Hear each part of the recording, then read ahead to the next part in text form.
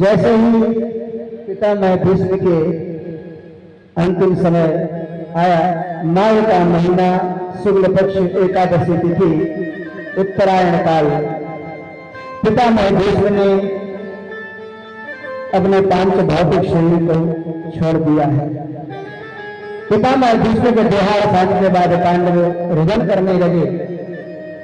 कन्हैया समझाते हैं, देखो किसी महापुरुष के देहावसान के बाद रोना नहीं चाहिए, भगवान का भजन करना चाहिए, कीर्तन करना चाहिए। उसके बाद पांडवों को लेकर के वापस जाते हैं राज्य में। अब कन्हैया पांडवों से कहते, देखो भाई बहुत दिन हो गए यहाँ आए हुए हूं, तो द्वारका जाना है। आज जैसे ही कन्हैया द्वारका जाने के लिए तैयारी बनाते हैं, युधिष्ठिर अर्जुन से कहते, अर्जुन सुनो, तुम जाओ, तुम साथ में कन्हैया के जाना और द्वारका इनको सुरक्षा पूर्ण भेज करके आओ। मार्ग में जंगल में कोई कोल भील आदि परेशान ना करे। अर्जुन जैसे जाते हैं द्वारकाधीश जी के साथ, द्वारकाधीश जी जैसे ही द्वारका पहुंचे हैं, प्रासाद शिखरारूढ़ा कुरुनार्यो विवृक्षया वब्रसोकुसुमये कृष्णं प्रेम वेदा स्मृते क्षणाः। द्वारका में रहने वाली जो माताएं हैं, अपने महल की अटारियों में बैठ करके सुंदर सुमन वर्षा कर रही, पुष्पों की वर्षा कर रही है, स्वागत कर रही है। द्वारकाधीश जी नगर में रहने वाले लोगों से पूछते हैं कि भाई मेरी अनुपस्थिति में किसी को कोई परेशानी तो नहीं हुई? आकर के सर्वप्रथम अपने माता पिता को प्रणाम किया है और माता पिता को प्रणाम करने के बाद अंदर अपनी रानियों के पास में पहुंचे। सो भी कहते हैं ऋषियों, प्रणाम करने से चार चीजें बढ़ती हैं।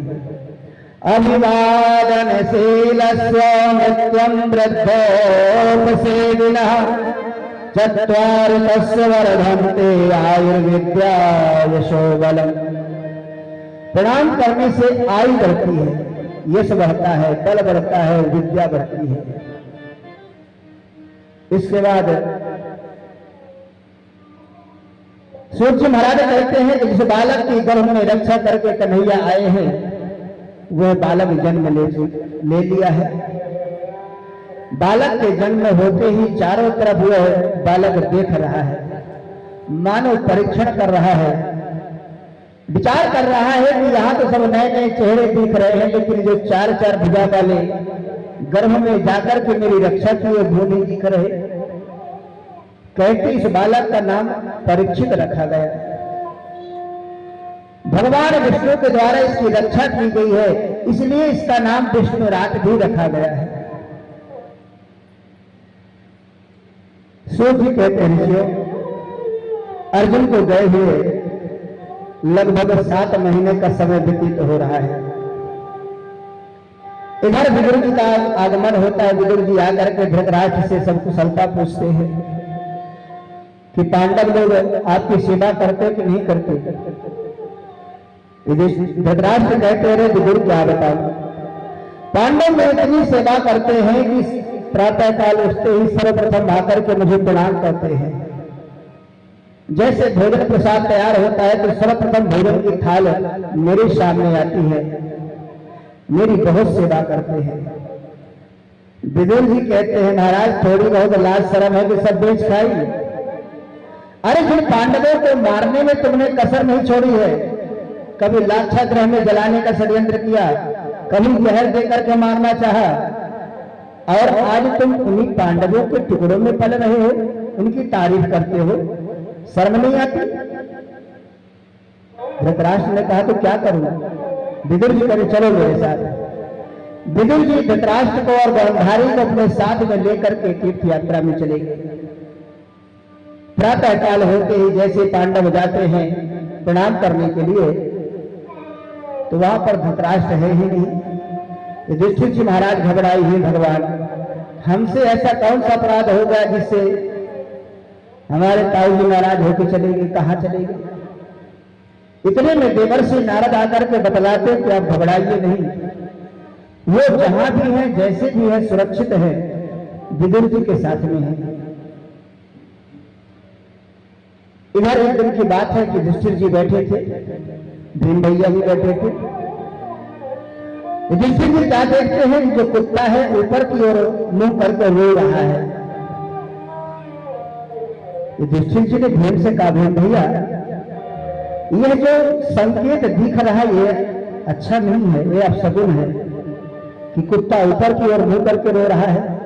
जरा देखो बादल कैसे मुंह बना के दिखा रहे हैं, ऐसा लगता है जैसे कोई अनहोनी का संकेत दे रहा है। अरे देखो अर्जुन को गए 7 महीने हो गए, न तो कोई खबर भेजी, न कोई पत्र भेजा है।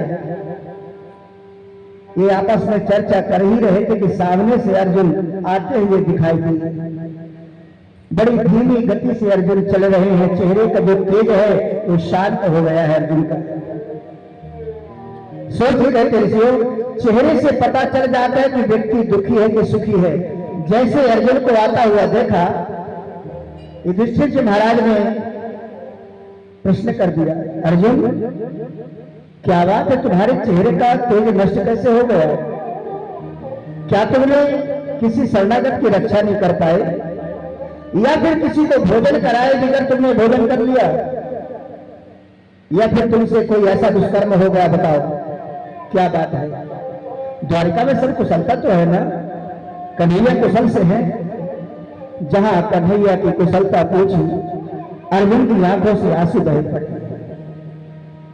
अर्जुन ने रोते हुए गले से कहा, भैया वंचितो हम महाराज हरिणा बंधुरूपिणा येन मे प्रहतं तेजो देव विस्मापनम्।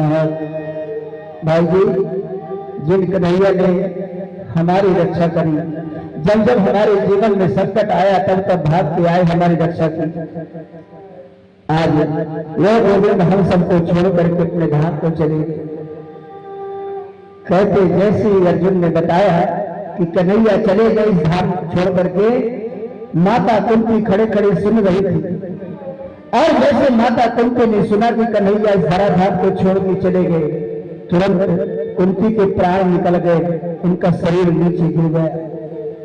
सोचिए कहते ऋषि, जैसे महाराज दशरथ की स्थिति हुई थी कि भगवान राम के बन जाते ही राम राम कहते कहते उन्होंने प्राणों को परित्याग कर दिया।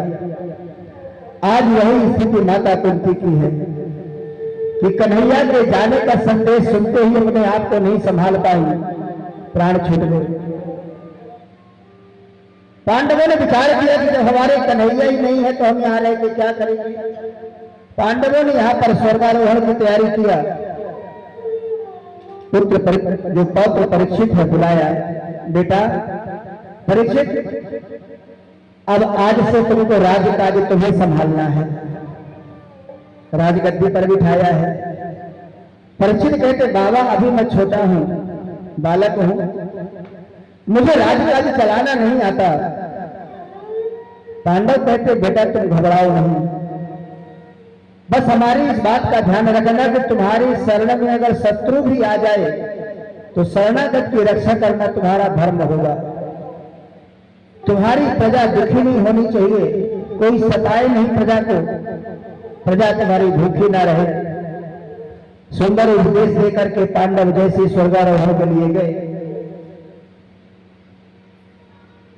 सोच महाराज कहते हैं, ऋषियों एक दिन की बात है, परीक्षित महाराज विचार करने लगे कि चल करके नगर का, राज्य का निरीक्षण करना चाहिए, देखना चाहिए कि हमारी प्रजा किस हाल में है। जैसे ही परीक्षित निकले हैं देखने के लिए राज्य में, तो क्या देखते हैं कि एक बैल है, उस बैल के 3 पैर कटे हुए हैं, एक पैर से खड़ा है, और एक गाय है जो रो रही है। सूर्य जी कहते ऋषियों, ये जो बैल है ना, ये धर्म का रूप है, और जो गाय है वो पृथ्वी का रूप है। तो धर्म रूपी बैल ने पृथ्वी रूपी गाय से कहता, मां आप रो क्यों रही हैं? आप इसलिए रो रही हैं कि मेरे 3 पैर कट गए हैं, इसलिए रोती हैं? या फिर आप इसलिए रोते हैं कि आपको जो बहुत चाहता था वह आपको छोड़ करके आपसे दूर चला गया, इसलिए रोती हैं? कहते हैं परीक्षित ने इन दोनों की बातों को सुनकर के सामने आ जाते हैं। परीक्षित ने कहा, ये बतलाइए आपके साथ में ऐसा दुर्व्यवहार किसने किया है? किसने काटे आपके 3 पैर? उस धर्म रूपी बैल ने कहा, महाराज मैं किसे दोषी बताऊं? जो वेदांती है वो कहते हैं कि जन्म लेना, मरना, दुबला होना, मोटा होना इस शरीर का धर्म है। कुछ लोग कहते हैं कि अपने कर्मों का फल भोगना पड़ता है। तो आप ही बतलाइए किसे दोषी मानूं? परीक्षित कहते मैं समझ गया, आप कोई साधारण नहीं, आप साक्षात धर्म को अवतार हैं। लेकिन आप घबराइए नहीं, मेरे राज्य में मेरे रहते कोई भी ऐसा कार्य नहीं कर सकता। इतने में थोड़ी देर में क्या देखते हैं कि एक काला कलूटा व्यक्ति आया और बैल के एक पैर को भी काटना चाहता है। सूर्य जी कहते, ऋषियों वो जो काला कलूटा व्यक्ति है ना, वह कलयुग है।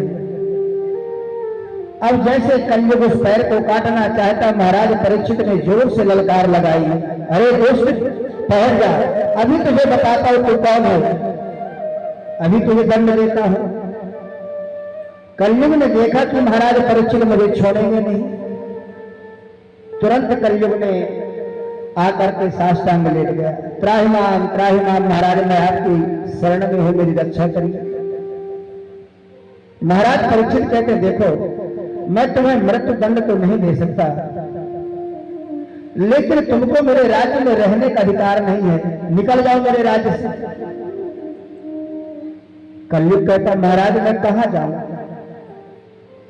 जहां भी जाता हूं आपका ही साम्राज्य है, आप तो परम कृपालु हैं, करुणावान है। अरे कृपा करके थोड़ी सी जगह मुझे दे दो महाराज, मैं भी अपना गुजारा कर लूंगा। जब बहुत बार बार आग्रह करने लगा कलयुग, तो महाराज परीक्षित ने कहा, चलो ठीक है, तुमको हम 4 जगह देते हैं। देवम पानम श्रिया सोना यत्रा धर्म चतुर्विधा, जहां पर जुआ खेला जाता है, जहां पर मदिरा पान किया जाता है, जहां पर जीव की हिंसा की जाती है और जहां पर परिस्त्री गमन होता है, वहां पर कलयुग का वास है। अब कलयुग विचार करने लगा कि 4 जगह तो महाराज परीक्षित ने दे दिया है, लेकिन इन 4 जगह पर महाराज परीक्षित का प्रवेश नहीं है, और जब तक महाराज के ऊपर मेरा प्रभाव ना हो तो मुझे फिर राज्य में रहने से कोई मतलब नहीं है। कलयुग ने कहा, महाराज आपने 4 जगह दी है, लेकिन 4 जगह बहुत गंदी है, अच्छी नहीं है। अरे महाराज कोई अच्छी सी जगह दे दो। महाराज परीक्षित ने कहा, कलयुग ये बताओ, तुम्हारे अंदर केवल बुराई ही बुराई है, कोई अच्छाई भी है? कलयुग कहता, देखो महाराज मैं तो बुराइयों का भंडार हूं, मेरे अंदर कूट कूट करके बुराइयां भरी हैं, लेकिन एक अच्छाई है। क्या? कलयुग केवल नाम आधारा, कलयुग केवल कलयुग केवल नाम आधारा, कलयुग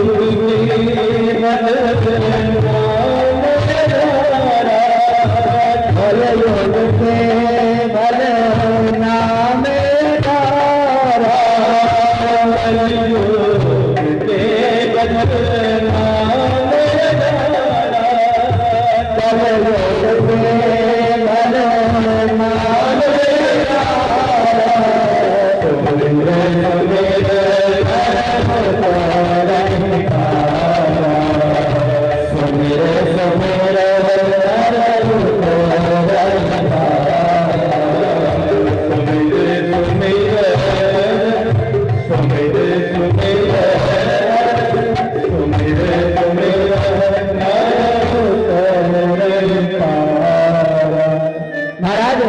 मुझ में यही अच्छाई है कि जो पहले सत्य विक्रेता द्वापर में तप करने से, योग साधना करने से, दान पुण्य ग्रहण करने से जो फल की प्राप्ति होती थी, तो मेरे इस कलयुग में केवल भगवान का नाम गाने से उसका कल्याण हो जाता है, वह फल प्राप्त हो जाता है।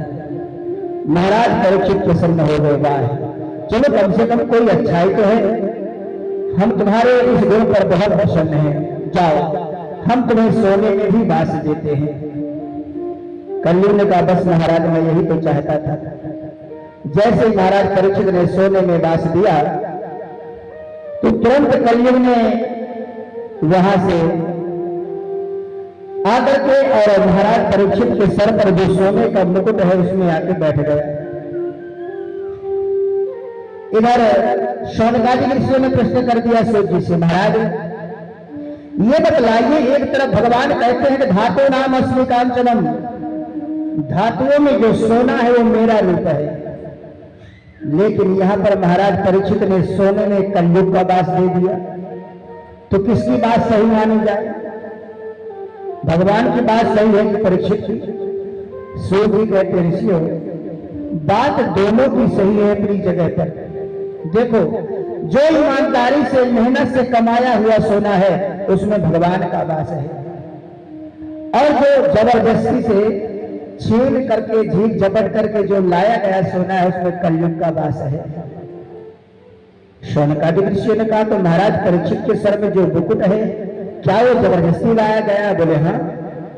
कहते जिस समय जरासंध को मारा, जरासंध को मार करके मुकुट छीन करके लाए हैं, और कलयुग का जैसा वास हुआ कलयुग ने अपना प्रभाव दिखाना प्रारंभ कर दिया, परीक्षित के बुद्धि पर विकार डालना प्रारंभ किया। परीक्षित जी महाराज भ्रमण करते करते जंगल में देव निकल गए, उन्हें प्यास लगी, विचार करने लगे कि मैं राज्य से दूर आ गया हूं, क्या करूं, प्यास लगी है। जंगल में देखा कि एक कुटिया दिखाई दे रही है, वह कुटिया है समीक ऋषि। महाराज परीक्षित जैसे कुटिया के पास में गए तो क्या देखते हैं, कुटिया के अंदर समीक ऋषि नेत्र बंद करके ध्यान लगा के बैठे हैं। इधर कलयुग ने परीक्षित के बुद्धि पर बिगाड़ डाल दिया है। महाराज परीक्षित की बुद्धि बिगड़ी, परीक्षित जी विचार करने लगे, देखो ढोंगी बाबा को कैसे ढोंग करके बैठा नेत्र बंद करके, सोचता होगा कि अगर हम नेत्र खोल के बैठेंगे तो हमारी सेवा करनी पड़ेगी, बैठने के लिए कहना पड़ेगा, भोजन पानी के लिए पूछना पड़ेगा। हम इतने बड़े सम्राट राजा आए हैं इनकी कुटिया में और उन्होंने हमको ना बैठने के लिए पूछा ना जल के लिए पूछा। कहते वहीं पर मरा हुआ सर्प पड़ा था। महाराज परीक्षित ने तरकस से बाण निकाला और उस मरे हुए सर्प को बाण से फंसा करके उठाया, समीक ऋषि के गले में लपेट दिया। दूसरे ऋषि बालक वहीं पर खेल रहे थे। इस दृश्य को देख करके जाकर के समीक ऋषि के पुत्र जो श्रृंगी हैं वह सरोवर के किनारे खेल रहे थे। जाकर के ऋषि बालकों ने श्रृंगी से बताया, अरे भैया श्रृंगी तुम यहां खेल में लगे हो, उधर तुम्हारे पिता के गले में महाराज परीक्षित ने मरा हुआ सर्प डाल के गए हैं। इतना सुनते ही श्रृंगी की आंखें लाल हो गई, होठ पलटने लगे और तुरंत जल लेकर के शाप दे दिया, जिसने मेरे पिता के गले में मरा हुआ सर्प डाला है उसी का पूर्वज जो तक्षक है आज से ठीक 7वें दिन तक्षक नाग के डसने से उसकी मृत्यु हो जाएगी। वाक वज्रम विसर्जहा, बाणे रूपी वज्र चला दिया। श्रृंगी वहां से रोते हुए दौड़ते हुए आए, समीक ऋषि के पास जैसे पहुंचे, जब जोर जोर से रोने लगे समीक जी का ध्यान खुला। समीक ने कहा कि बेटा क्या बात है, क्यों रो रहे हो? श्रृंगी ने कहा पिताजी आपके गले में देखिए ना, महाराज परीक्षित आए थे, आपके गले में मरा हुआ सर्प डाल के चले गए हैं। समीक ऋषि ने कहा महाराज परीक्षित आए थे, कोई बात नहीं बेटा, अरे इतने बड़े जब धर्म सम्राट परीक्षित आए थे तो हमारा धर्म बनता था कि हम अतिथि सत्कार करें, उनको बैठने के लिए पूछते, जल के लिए पूछते। लेकिन बेटा मैं तो ध्यान में बैठा था, मुझे पता नहीं कौन आया कौन गया। कोई बात नहीं है, अपने गले से सर्प को निकाल करके अलग कर दिया। श्रृंगी ने कहा पिताजी मैंने ऐसा दंड दिया है, वह जीवन में ऐसा काम करना तो दूर कभी सोचेगा भी नहीं। समीक ऋषि ने कहा दंड दिया है? अरे तुमने क्या कर दिया? श्रृंगी ने कहा मैंने श्राप दिया है कि आज के ठीक 7वें दिन तक्षक नाग के डसने से उसकी मृत्यु हो जाएगी। इतना सुनते ही समीक ऋषि ने कहा बेटा श्रृंगी तुमने ठीक नहीं कहा, तुमने अच्छा नहीं किया है। अरे इतने बड़े सम्राट राजा हमारे कुटिया पर आए थे, आज उन्हीं महाराज परीक्षित के कारण हम ऋषि जंगल में बिल्कुल निर्भीक होकर के रहते, कोई चोर डकैत का कोई डर नहीं है, भगवान का हम भजन करते हैं। आज इतने बड़े राजा हमारे कुटिया पर आए तो तुमने साथ दे दिया। अब जो वाणी निकल गई है वह तो वापस होगी नहीं। तुरंत समीक ऋषि ने अपने शिष्यों को बुलाया और शिष्यों को बुला करके कहा बेटा सुनो, जाओ जाकर के महाराज परीक्षित को बताना कि उनको 7 दिन में मरने का शाप लग गया है। उनके पास में अभी 7 दिन का समय है, अपने जीवन को जो सुधारना चाहते हैं सुधार ले। इतने में महाराज परीक्षित जैसे लौट करके अपने राज्य में जाते हैं, अपने सर से मुकुट को निकाल करके जैसे नीचे रखा, कलयुग का वास तो उस मुकुट पर था। जैसे मुकुट को सर से नीचे निकाला कि महाराज परीक्षित की बुद्धि निर्मल हुई, मन में बड़ा पश्चाताप हुआ, हे भगवान मुझसे बहुत बड़ा अपराध हो गया। अरे जिन संतों की मैं सेवा करता था आज उन्हीं संतों को मैंने अपराध कर दिया, मुझको तो अब 1 मिनट भी जीने का अधिकार नहीं है। ये मन में पश्चाताप कर ही रहे थे कि समीक ऋषि का शिष्य पहुंच गया महाराज परीक्षित के सामने। महाराज मैं समीक ऋषि का शिष्य हूं, गुरुदेव ने मुझे यहां पर भेजा है, उन्होंने बताया है कि आपको 7 दिन में मरने का शाप लग गया है। हमारे गुरुदेव का पुत्र जो श्रृंगी है, श्रृंगी ने आपको शाप दिया है कि आज से ठीक 7वें दिन तक्षक नाग के डसने से आपकी मृत्यु हो जाएगी। इतना सुनते ही महाराज परीक्षित ने कहा वाह, उस ऋषि बालक ने मुझको 7 दिन का समय दिया है। अरे मैं तो 7 सेकंड भी नहीं जीना चाहता, इतना बड़ा मुझसे पाप हुआ है। तुरंत महाराज परीक्षित ने अपने पुत्र जन्मेजय को बुलाया, राजगद्दी पर बिठाया, राज तिलक किया। बेटा आज से राजकाज तुम्हारे भरोसे है, तुम संभालो। तुरंत महाराज परीक्षित ने सब कुछ घर द्वार छोड़ करके सीधे गंगा के किनारे पहुंच गए हैं। लोगों को जैसे पता चला कि महाराज परीक्षित को 7 दिन में मरने का शाप लग गया है, सोचिए कहते हैं ऋषियों। इतना सुनते ही ऋषियों की भीड़ इकट्ठा होने लगी, ऋषि महात्मा सब पहुंचने लगे। अत्रे वशिष्ठ शर्मा शरद्वान अरिष्ट गिरास्त पराशरोगाभिषितो रामो उतापेन्द्र प्रमदेर्मदाहु।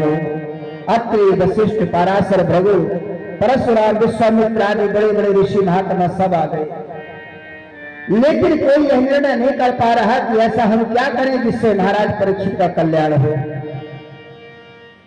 सोचिए कहते ऋषियों, संयोग से वहीं पर व्यास नंदन जो सुखदेव जी महाराज है उनका आगमन होता है। तत्रा भवद भगवान व्यास पुत्रो वृक्षया कामत मानो नपेक्षा अलक्षलिंगो निजलाभतुष्टो व्रतश्च बालये अवधूत वेशः। अवधूत वेश धारण किए सुखदेव जी महाराज चले आ रहे हैं। सूर्य कहते हैं ऋषियों, सुखदेव जी महाराज का इतना दिव्य तेज है देखने में ऐसा लगता है कि जैसे मानो साक्षात सूर्य नारायण स्वयं चल करके आ रहे हैं। सुखदेव जी महाराज के पीछे पीछे छोटे छोटे बालक शोर मचाते हुए आ रहे हैं। ऋषियों ने परीक्षित से कहा, राजन ये जो आ रहे हैं ना सुखदेव कोई साधारण नहीं है, और दूसरी बात ये ज्यादा देर तक कहीं रुकते भी नहीं है। सगोदोहन मात्रम ही गहे सुग्रह मेधि नाम। एक गाय को दुहने में जितना समय लगता है उतनी देर तक ये रुकते हैं। इसलिए ध्यान रखना, इनसे कोई भी तुम सांसारिक प्रश्न नहीं करना। जैसे सुखदेव जी महाराज आते हैं, महाराज परीक्षित आज जितने सब खड़े थे ऋषियों ने खड़े होकर के सबने स्वागत किया है। महाराज परीक्षित को सुंदर सिंहासन पर बिठाया और पूजन किया है।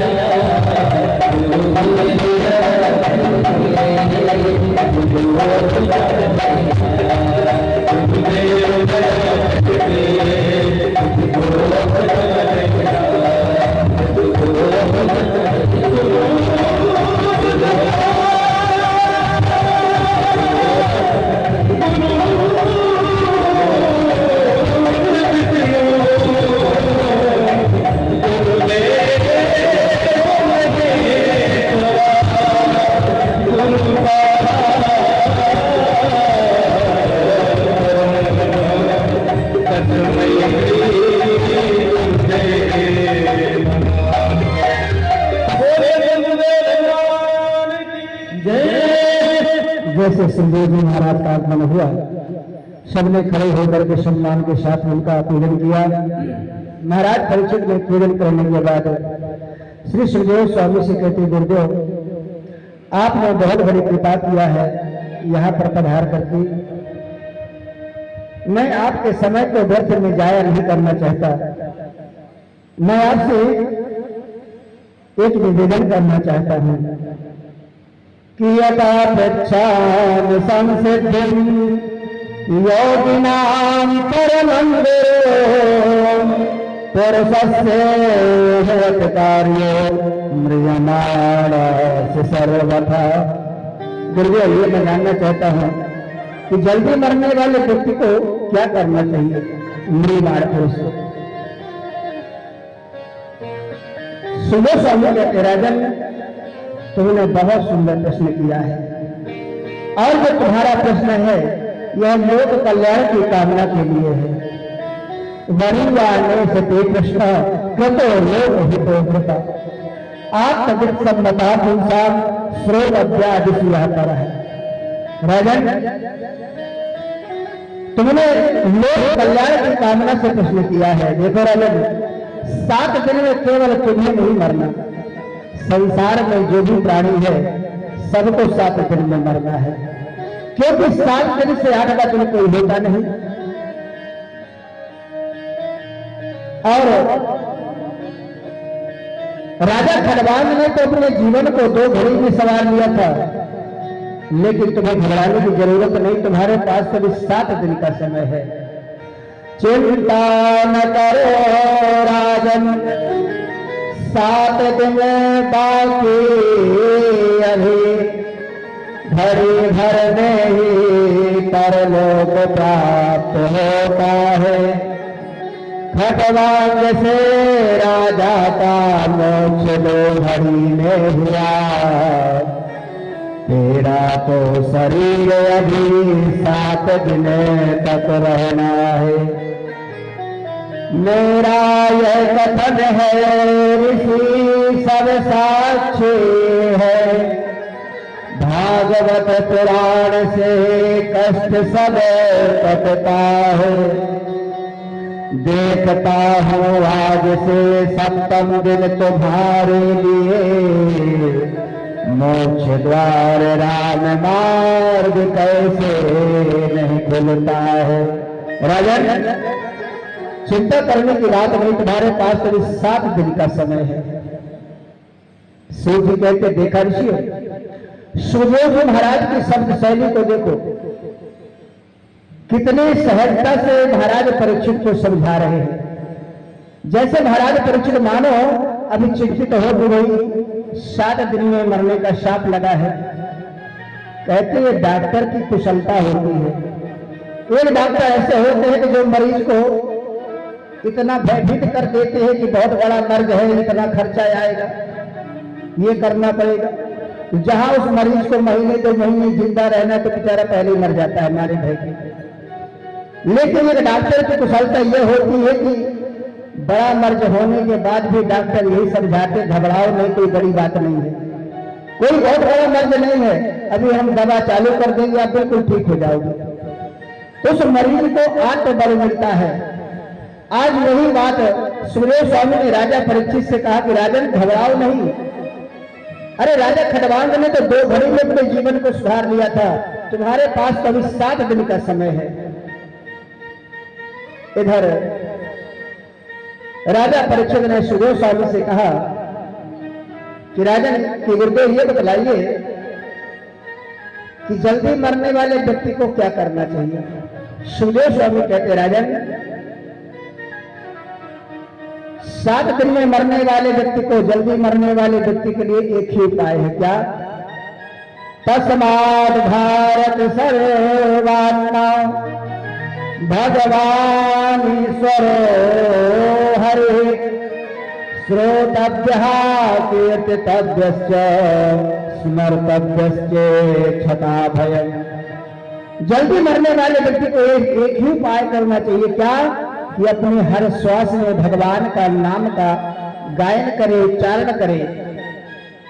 श्वास श्वास परे कृष्ण भजन, वृथा श्वास जनी को, ना जाने या श्वास की आवन हो या न हो। न जाने हम दूसरी श्वास ले पाते कि नहीं ले पाते, कोई नहीं जानता। सूर्य भी कहते हैं राजन, इसीलिए हर श्वास में भगवान का भजन करना चाहिए। राजा परीक्षित ने कहा गुरुदेव आप भजन करने के लिए तो कहते हैं, लेकिन इसमें सबसे बड़ी समस्या है मन की, कि हम भजन करने के लिए बैठते हैं, माला हाथ में चल रही है, लेकिन मन हमारा जो है बाहर बाजार में घूम रहा है, अपने हिसाब किताब कर रहा है।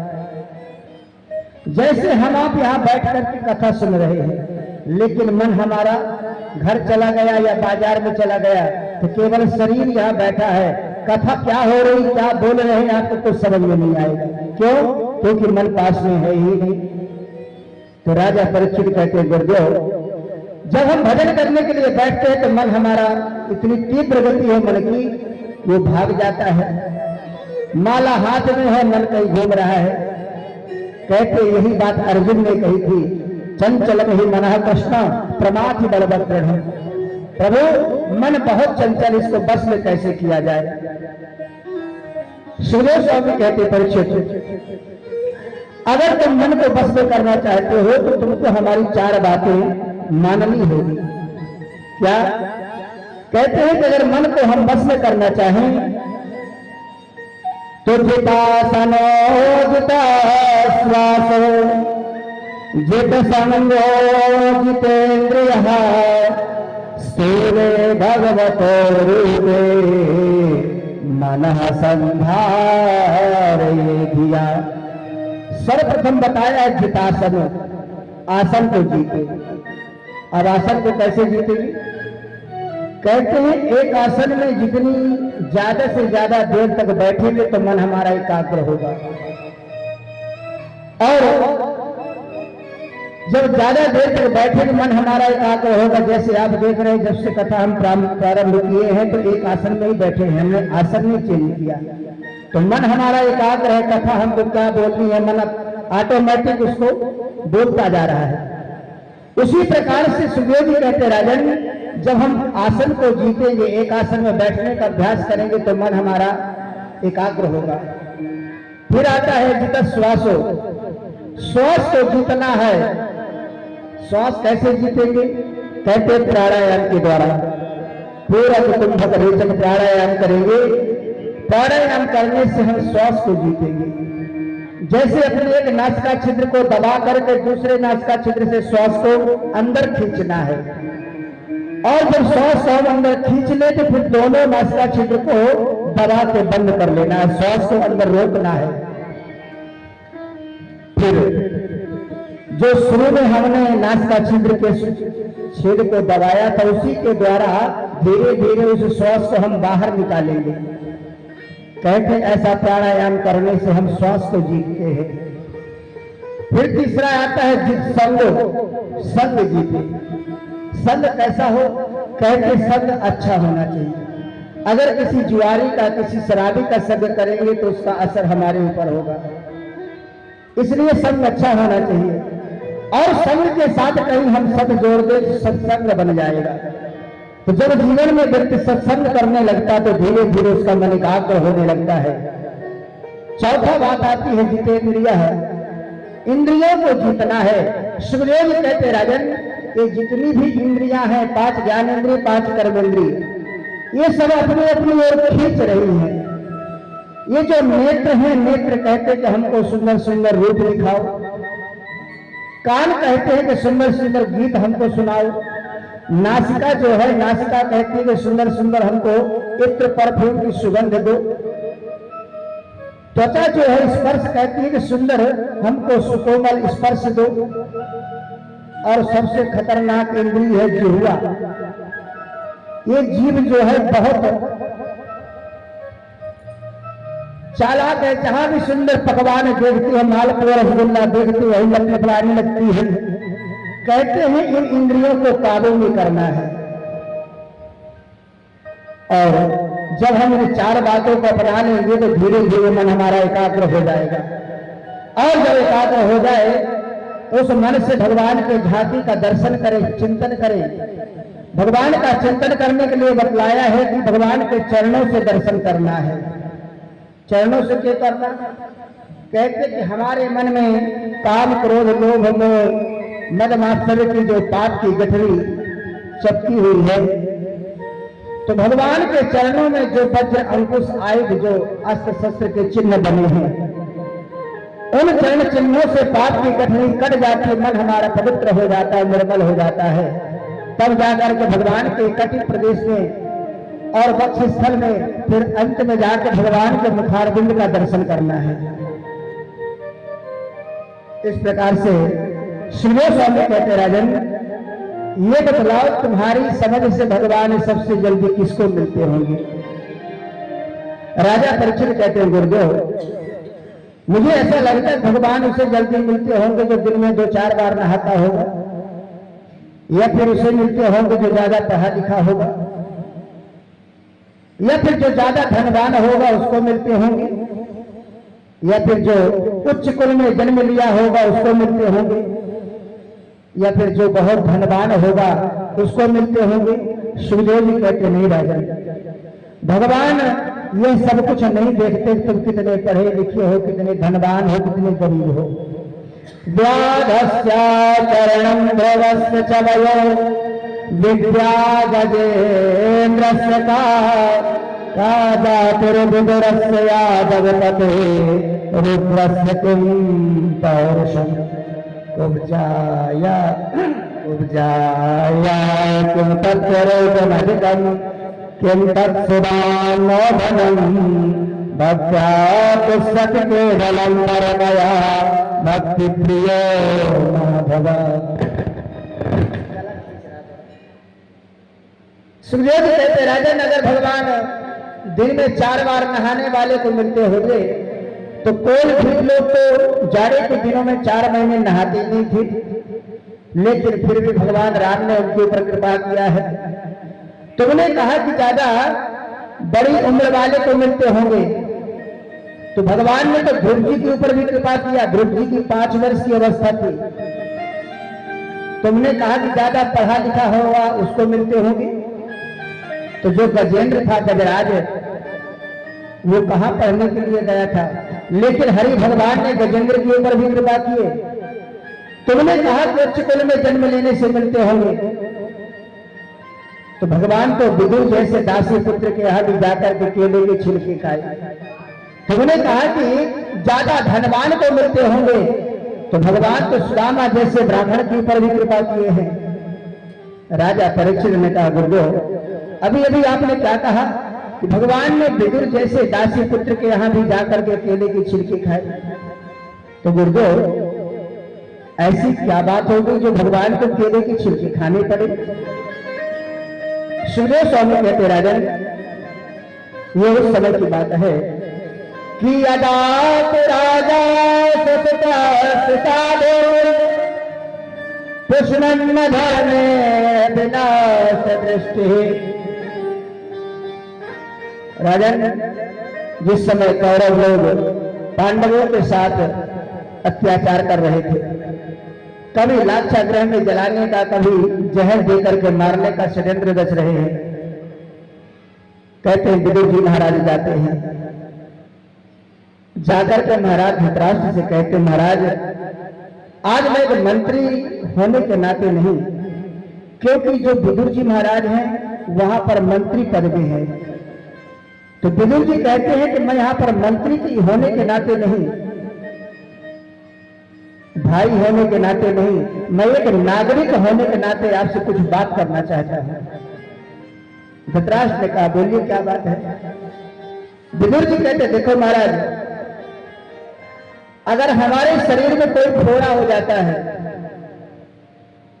और डॉक्टर कह देता है कि इस अंग को काटने से तुम्हारे शरीर की सुरक्षा होगी, अगर यह अंग नहीं काटा गया तो इसका जहर पूरे शरीर में फैल जाएगा, तो हम क्या करते हैं कि उस अंग को कटवा देते हैं कि एक अंग कटने से बाकी शरीर तो सुरक्षित रहेगा। तो महाराज, अगर एक व्यक्ति को छोड़ने से उस परिवार की रक्षा होती है तो उस एक व्यक्ति को छोड़ देना चाहिए। अगर एक घर को छोड़ने से उस गांव की रक्षा होती है, उस घर को छोड़ देना चाहिए। अगर एक गांव को छोड़ने से उस क्षेत्र की रक्षा होती है, उस गांव को छोड़ देना चाहिए। महाराज, ये जो पांडव है ना, आपसे किसी बात में कमजोर नहीं है, वो केवल आपका सम्मान करते हैं। और आपका पुत्र जो दुर्योधन है, इतना उदंड, इतना दुष्ट है, आप उसे समझाते क्यों नहीं? वो नाना प्रकार के षड्यंत्र करता पांडवों को मारने के लिए। ये आपस में धृतराष्ट्र से बात कर ही रहे थे विदुर जी महाराज, कितने में दुर्योधन आ गए और दुर्योधन ने विदुर जी की बात को सुन लिया। दुर्योधन ने कहा, दासी पुत्र, तो मुझे मेरे पिता को मेरे खिलाफ भड़का रहा है, मेरे घर का अन्न खा करके मेरे घर के टुकड़ों पर पलने वाला आज मेरी बुराई करता है। निकल जा मेरे घर से, यहां पर तुम्हारे रहने का कोई अधिकार नहीं है। विदुर जी कहते हैं कि अरे दुर्योधन, तुम मुझे क्या निकालोगे? मैं स्वयं छोड़ करके जा रहा हूं। और सुनो, तुम ये नहीं सोचना कि मैं तुम्हारा साथ छोड़ करके जा रहा हूं तो तुम्हारे शत्रु पक्ष में मेरी जाऊं, ऐसा नहीं है। अपना धनुष बाण विदुर जी महाराज ने दरवाजे की देहली पर रख दिया। स्वयं धनुर्द्वार निधाय माया गतव्यथोया दुर्मानयानः सनिर्गतः कौरव पुण्यलब्धो गजाह्वया तीर्थ पदा पदानि। सुखदेव जी महाराज कहते, राजन, आज विदुर नहीं, मानो आज कौरवों का धर्म जा रहा साथ छोड़ करके, क्योंकि जो विदुर जी महाराज हैं वो धर्म के अवतार हैं। कौरव पक्ष में विदुर जी महाराज धर्म के अवतार हैं और पांडव पक्ष में युधिष्ठिर जी महाराज हैं। लेकिन पांडव पक्ष में जो युधिष्ठिर जी महाराज हैं, तो महाराज युधिष्ठिर के आज्ञा का पांडव पालन करते हैं, सम्मान करते हैं। लेकिन विदुर जी की बातों का कोई यहां मान सम्मान नहीं है। सुखदेव जी कहते हैं कि आज मानो कौरवों का जो धर्म है वह धर्म छोड़ करके जा रहा है। सुखदेव जी कहते हैं राजन, अगर हम धर्म की रक्षा करते हैं तो धर्म हमारी रक्षा करता है। धर्मो रक्षित रक्षिता है। जैसे ही विदुर जी महाराज निकल करके गए, सुखदेव स्वामी कहते हैं राजन, इधर वर्णन आता है कि द्वारकाधीश जी शांति दूत बन करके आ रहे हैं। दुर्योधन ने सारी नगरी को बहुत कपटपूर्ण सजावट कराई है। जैसे ही द्वारकाधीश जी आते हैं, जितने लोग हस्तिनापुर के रहने वाले हैं सब भीड़ लगाए हुए हैं। विदुर जी महाराज ने अपने मंत्री पद से इस्तीफा दे दिया है। विदुरानी विदुर जी से कहती, स्वामी क्या बात है, आज सारा नगर एकदम दुल्हन की तरह सजाया जा रहा है, कोई उत्सव होने वाला है क्या? विदुर जी कहते, देवी तुम्हें पता नहीं है, द्वारकाधीश जी जो है वो शांति दूत बन करके आ रहे हैं।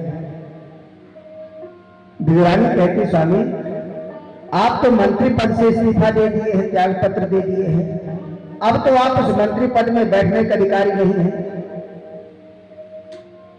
इतने में होता क्या है कि विदुर जी महाराज एक मिट्टी के टीले के ऊपर खड़े हो जाते हैं। द्वारकाधीश जी महाराज चारों तरफ नजर घुमा घुमा करके देखते हैं, और जैसे द्वारकाधीश जी की नजर विदुर जी के ऊपर पड़ी है, मानो इशारा करके भगवान द्वारकाधीश जी मुस्कुराए। इशारे से ही कुशलता पूछी। विदुर जी महाराज हमारे प्रसन्नता के नाचने लगे, उछल पड़े। विदुरानी से कहते, देखा देवी, द्वारकाधीश जी ने मुझे देख लिया।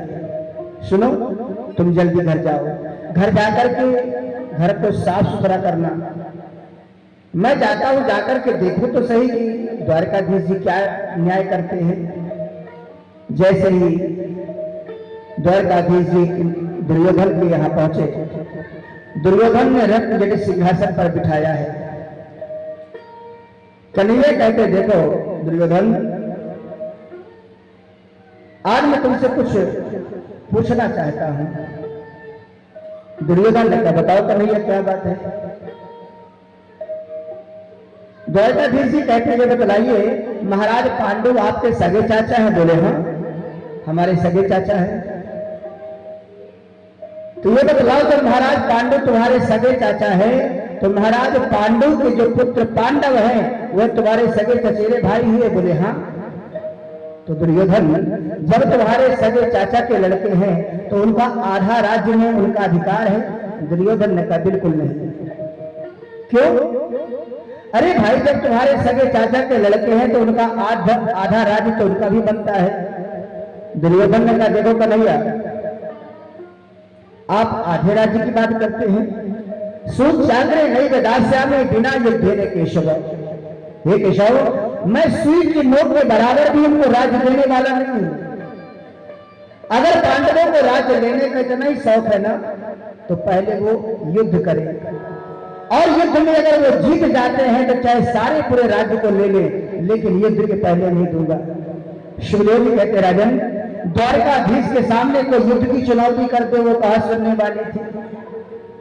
द्वारकाधीश जी थोड़ा कड़क शब्दों में बोले, दुर्योधन सावधान, तुम्हें बता दिया किससे बात कर रहे हो। कहते वहीं पर मामा शकुनी बैठे थे।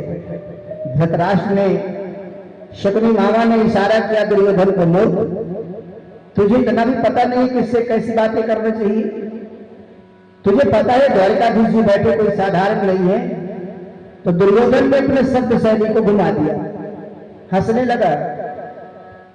द्वारकाधीश जी से कहते, कन्हैया आप तो जानते हैं कि मैं बचपन से ही बहुत उदंड रहा हूं, मेरा स्वभाव ही है हंसी मजाक करने का। अरे देखो कन्हैया, ये भाई भाई का झगड़ा है, आज नहीं तो कल ये पड़ जाएगा।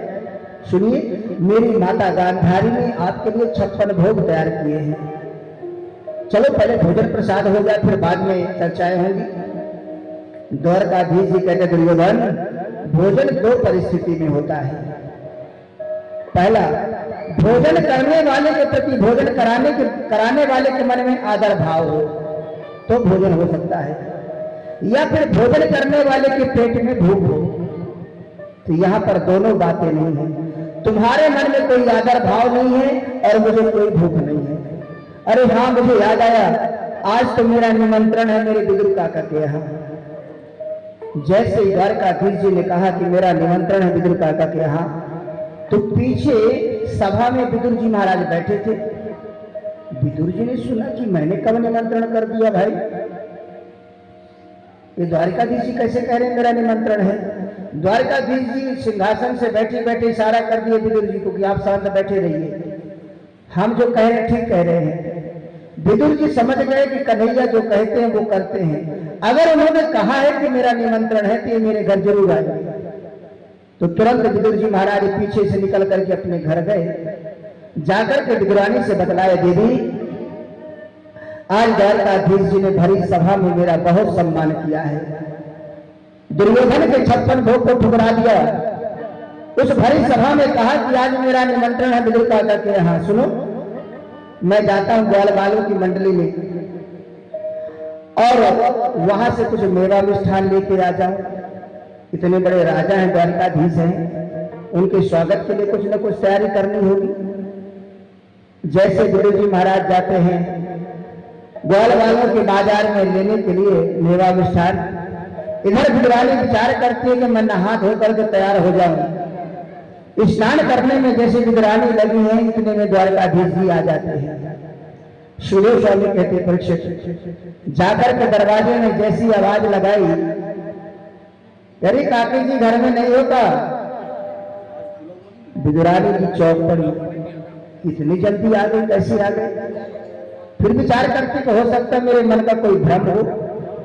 कभी कभी होता है कि अगर किसी के आने की जानकारी हो तो मन में लगा करता कि शायद वो आ गए, लेकिन जैसे दोबारा द्वारकाधीश जी ने आवाज लगाई, विदुरानी जी समझ गई कि हाँ मेरे प्रभु आ गए। जैसे ही निकल करके आई हैं, दरवाजा खोला, देखते हैं दरवाजे में द्वारकाधीश जी खड़े हैं।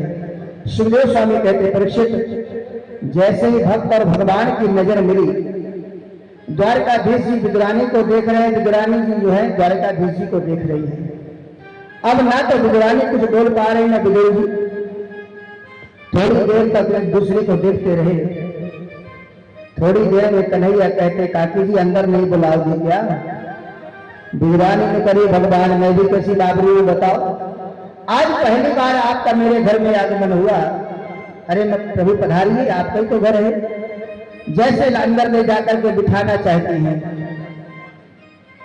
विदुरानी विचार करती, बैठाऊं तो बैठाऊं कहां, इतने बड़े राजा आए मेरे यहाँ। कहते पटा लेकर के आंगन में जहां पटा रखते बैठने के लिए कन्हैया बैठने लगते हैं। विदुरानी कहती, नहीं प्रभु ये जगह अच्छी नहीं है, और दूसरी जगह चलते हैं। दूसरी जगह बैठने लगते, पुनः कहती ये जगह ठीक नहीं, और आगे चलते हैं। कहते पूरे आंगन में घुमा डाला और बीच आंगन में ही उल्टा पटा करके रख दिया। द्वारकाधीश जी ने भी ध्यान नहीं दिया, बैठ गए। सुखदेव स्वामी कहते, परीक्षित भगवान तो भाव के भूखे हैं, भगवान देखना चाहते मेरा भक्त मुझे किस भाव से मानता है। धीरे से काकी से कहते, काकी जी बड़ी भूख लगी है, कुछ खाने को मिलेगा। विदुरानी ने कहा, कन्हैया आपको भूख लगी है। अरे काका जी गए हैं बाजार में आपके लिए सुंदर पकवान लेने के लिए, मेवा मिष्ठान आते ही होगी। कन्हैया कहते, नहीं नहीं मैं नहीं जानता कुछ, मुझको बड़ी जोर की भूख लगी है, मुझे अभी खाना है। कहते विदुरानी जाती है कदमी वन में, वहां से केले के फल तोड़ करके लाती है और लाकर के द्वारकाधीश जी के सामने पत्तल रखा। केला छील छील के गिरी गिरी निकाल करके केले के फल को पत्तल में रखती जाती है, छिलका छिलका देती जा रही है द्वारकाधीश जी को, और द्वारकाधीश जी बड़े भाव से पा रहे हैं। न तो बिगड़ाने को भान है कि मैं क्या खिला रही हूं, ना ही द्वारकाधीश जी को भान है कि मैं क्या खा रहा हूं। इतने में विदुर जी का आगमन होता है। विदुर जी ने देखा कि द्वारकाधीश जी बड़े प्रेम से केले की छिलके पा रहे हैं। विदुरानी को आवाज लगाई विदुर जी ने, अरे देवी तुम पागल हो गए क्या? अरे इतने बड़े राजा द्वारका के राजा जिनके महल सोने के बने हैं, आज उन द्वारकाधीश जी को तुमने केले के छिलके खिला दिए। तब विदुरानी को होता हे भगवान, अरे कन्हैया, अरे मैं तो बाल रही हूं, मैं आप नहीं समझ पाई, कम से कम आप तो बता देते। तब कन्हैया को भी ध्यान आए, हो तो क्या हम केले के छिलके खा रहे थे? द्वारकाधीश जी कहते काकी जी एक बात कही, आपने जो भी खिलाया बड़े भाव से बड़े प्रेम से खिलाया है। विदुर जी कहते कन्हैया हम आपकी सेवा नहीं कर पाए, देखिए हम आपके लिए सुंदर ये मेवा मिष्ठान लाए, इसको आप पाइए। द्वारकाधीश जी कहते काका जी भाव का भूखा हूं मैं, भाव ही एक सार है, जो भाव से भरता मुझे भाव से बेड़ा पार है। काका जी मैं किसी के वस्तु विशेष का भूखा नहीं हूं, मैं तो भाव का भूखा हूं। पत्रम पुष्पम फलम तोयम यो में भक्त्या प्रयच्छति। सिर पर सोहरा मुकुट विराजे, गले में माला साजे,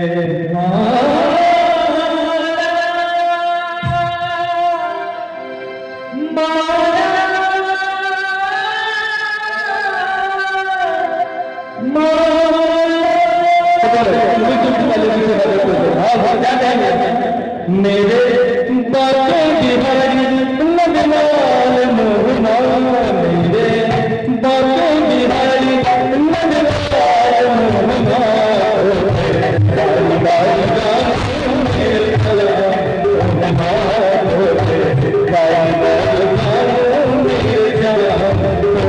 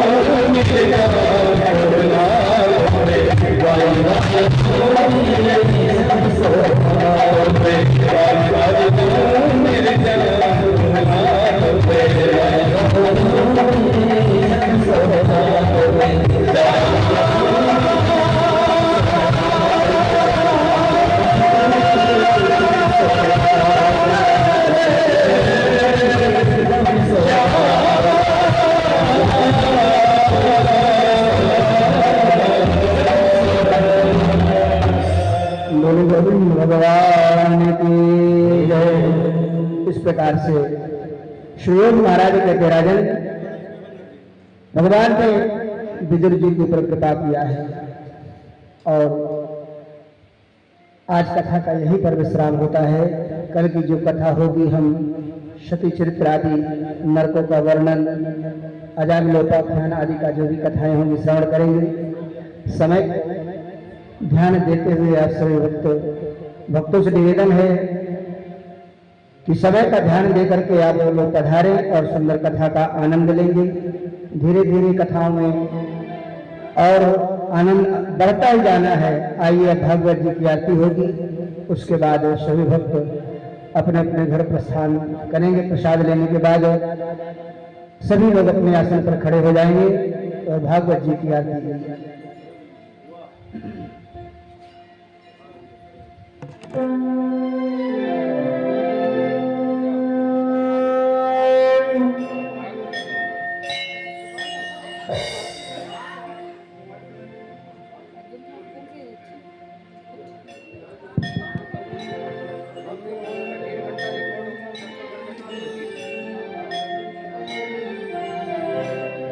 रत्नेश्वरी संपूर्ण गंधार्यालिंगे नमः ज्वालालिंगे नमः ज्वालालिंगे नमः बोले भागवत भगवान